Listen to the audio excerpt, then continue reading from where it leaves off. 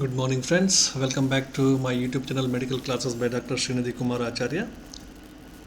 Don't forget to subscribe to my channel and also please give your valuable comments. You can also visit the playlist. In the playlist, we have provided almost all the topics in a very systematic order, so you can make use of it for the convenience of the study. Anyway, so we shall continue with our topic, that is holistic care in the children.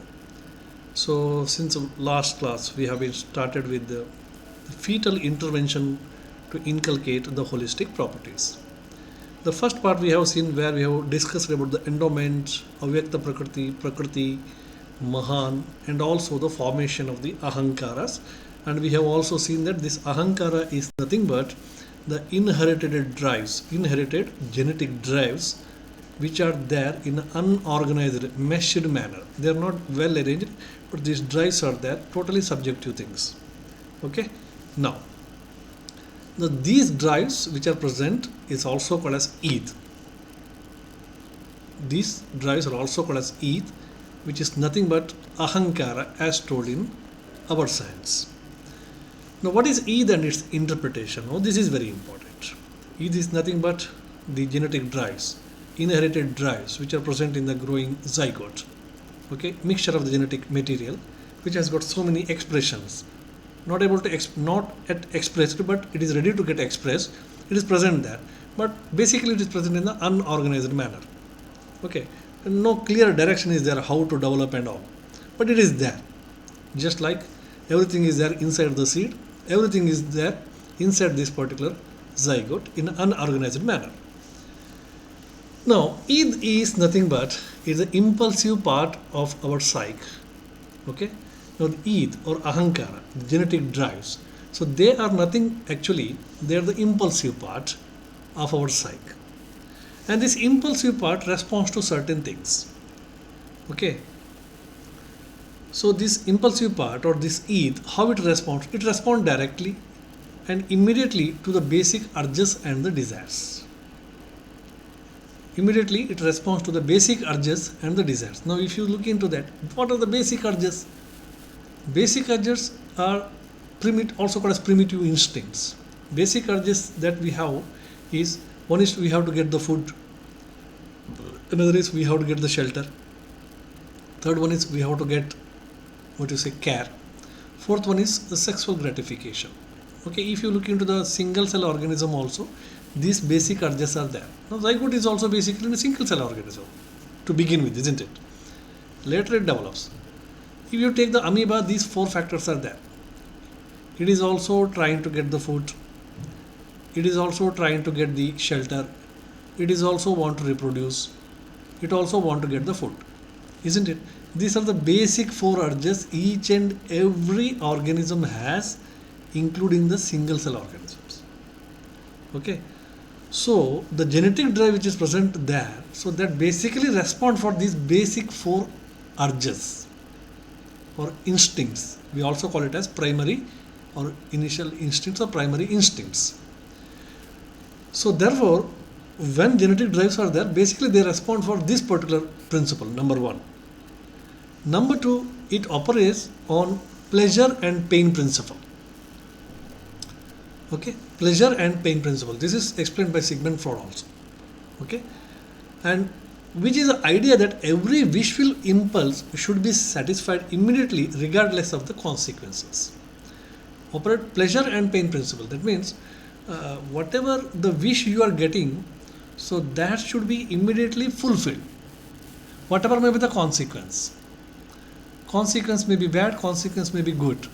That is immaterial here, but that wish should be fulfilled. So that is the idea. Okay, so now Eid, our Eid will work on this principle. Now, Eid is the most basic part of the personality. This Eid or ahankara, it is nothing but the most basic part of our personality. It represents the most animalistic or primitive urges like food, security, and sex. This already I have explained. Okay, so that means Eid which is present, ahankara which is present, so we work on this principle. अभी क्या है कि उसको आगे उसका consequence क्या होगा, that is immediate immaterial, but अभी फूड चाहिए तो फूड चाहिए, वो कैसे फूड मिलेगा अलग बात है। अभी उसको सिक्योरिटी चाहिए, वो सिक्योरिटी चाहिए उसको, इसके लिए वो हमेशा तड़पता रहेगा, वो कैसे मिलेगा वो अलग बात है। वो करने से दूसरों को दिक्कत होगा, खुद को दिक्कत होगा, that's a different issue, it is immaterial here. Similar sexual gratification is required. On which form he is getting that sexual gratification, that is also immaterial. But it want that. So this is the principle upon which ahankara or the id will go into work. We also call it as most animalistic. Single cell organism maybe we find these particular properties. Therefore we'll call it as a animalistic properties. If you look into the other animals like dog, cat or whatever may be is there, so that is their basic, they are working on there, they want the food for which, so they will go into hunt something, they want the security, they want the reproduction, that is sexual gratification. So that will be fulfilled always. How they are fulfilling, whether it is socially acceptable, these are the secondary things for the animals. Okay, so now if these desires are not met, suppose, so it seeks instant gratification and want the for its want and as well as desires. Now, if these desires are not met, suppose these are the basic thirst which is present: food, security, sexual gratification, host, etc., love, concern, etc. Now, suppose if it is not fulfilled, then it create the agitation. Okay, if these desires are not met in a proper way, then that person becomes tense, angry, and anxious. Now think about the fetus. Fetus also in the beginning part will follow the same pattern. Okay, if these three are not fulfilled properly, then in the growing fetus also same type of changes taking place. I hope you understand. Okay, the person becomes tense, angry, and anxious if these basic things are not, thirsts are not fulfilled. So, but thing is here, this id or ahankara is basically immoral. वो मैं पहले बताया था कि वो जो आप मांग रहे हैं, मुझे अभी चाहिए बोल के आप जो मांग रहे हैं, वो मोरल है क्या? वो इमेटेरियल है, उसका कोई परवाह नहीं है. वेदर इट इज लॉजिकल है क्या? नहीं. Most of the time this genetic drives are immoral, illogical, and lack in the unity of purpose, and get expression in the later part of the life through the indriyas. What I mean to say is, these genetic drives which is initially produced, most of the time you cannot find a real logic for that, why it is happening, but it is happening and you have to fulfill it. If it is not fulfilled, there will be agitation. Okay. So initially when conception takes place in the zygote, these drives will be there, and once the indriyas are formed, sense organs are formed, the same instincts will be expressed through the indriyas. Before the formation of the indriyas, they are present in the dormant stage. It is there expressing, but it is not seen. But once the indriyas are formed in the fetus, then it develops its expressions through the indriyas. Okay, so that we will call it as Dauruda. That we'll discuss later. Now, id is basically immoral, illogical, and lacks the unity of the purpose and gets expression in the later part of the life through the indriyas. Now, same id is called as ahankara in Ayurveda. Now, let us see about the ahankaras. These are the instincts which has unorganized drives.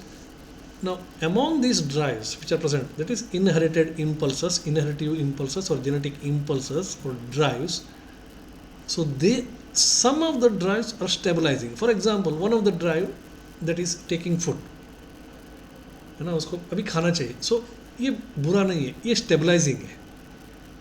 Okay, so some of them are stabilizing, some of them are provocative, and few of them are physiological.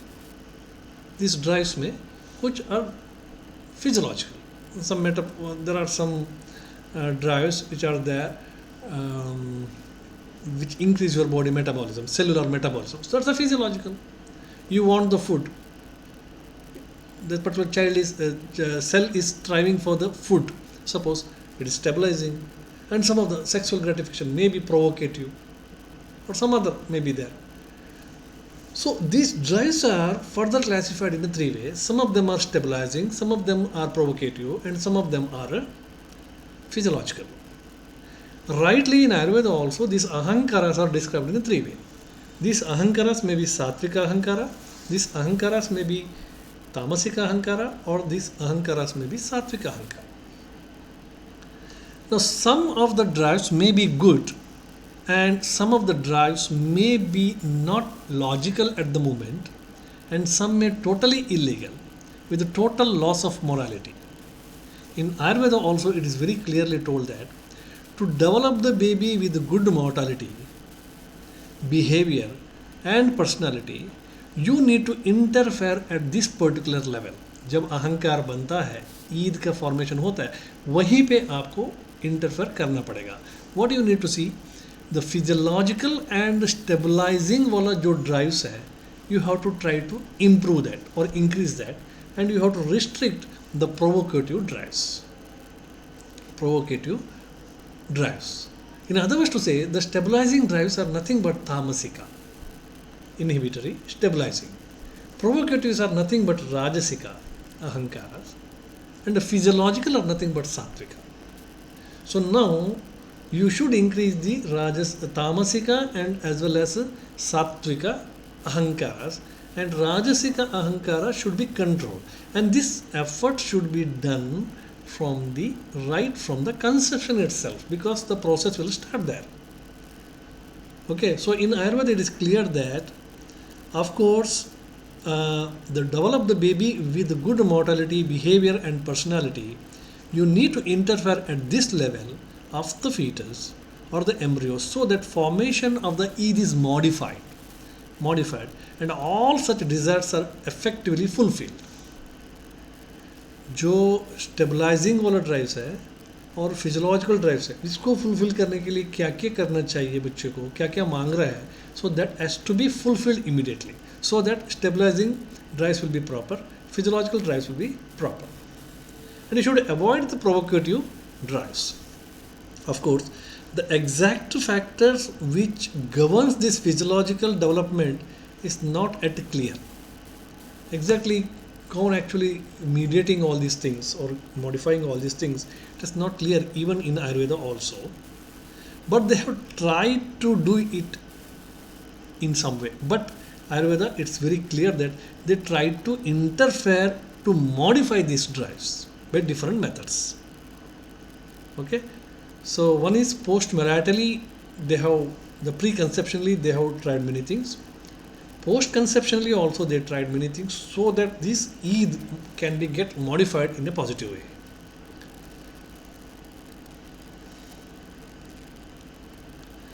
Some of the examples which are given, that is how to develop, modify.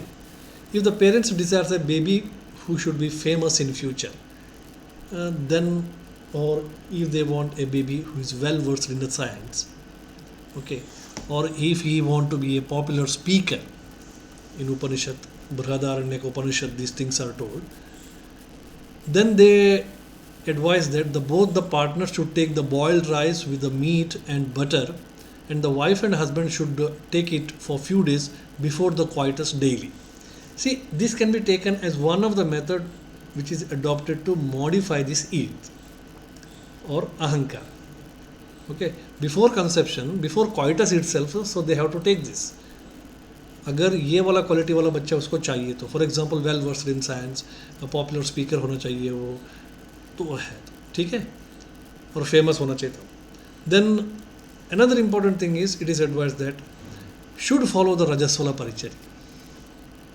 After conception if you want to have a good baby with the stabilizing and physiological ahankaras more, that means tamasika and sattvika ahankaras more, then mother has to follow the rajaswala paricharya properly. This is also true. She has to follow the rutumati paricharya properly, because see, rutumati paricharya and rajaswala paricharya, actually you are actually protecting your genetic material. Okay, what actually happens during rajaswala rutumati is, rutumati for example, one ovum will get fertilized, or come into the action, or the development takes place into graphene follicles, But in the meantime, so many other oocysts there also get stimulated. It's not only one getting started. About 200, more than 200 oocytes, they start differentiation, but ultimately one gets succeeded. So what I mean to say is there is some shaking in the genetic material from that point itself. So to minimize the bad effect of this fluctuation in the genetic materials, you have to follow the proper Rutumati Paricharya. So one will be fertilizer, either fertilizer or non-fertilizer, or it get wasted. That's a different issue. But there will be also some effect, fluctuation of the other oocytes, which also contain the genetic material, which may be in the queue in the next part. So this is very important. Therefore, they told it to follow the Rutumati Paricharya and also Rajaswala Paricharya. Other things they told to modify this is look and memorize the holy things. Always look positively. So you always come in contact with such people who are positively minded, who are friendly, who always gives pleasure to your mind. Okay, look and visualize only such things which is holy, which creates the positive attitude in that. So all these efforts are basically to protect the integrity of our genetic material. Okay, so quality of the fetus also depends upon the marriage rites and methods followed and the psychological and emotional status of the both the partners at the time of the coitus. So these are some of the advices. So many other advices are also there. Advice given so that Eid can be modified preconceptionally. So next part of the same that we will discuss in the next class. Thank you very much.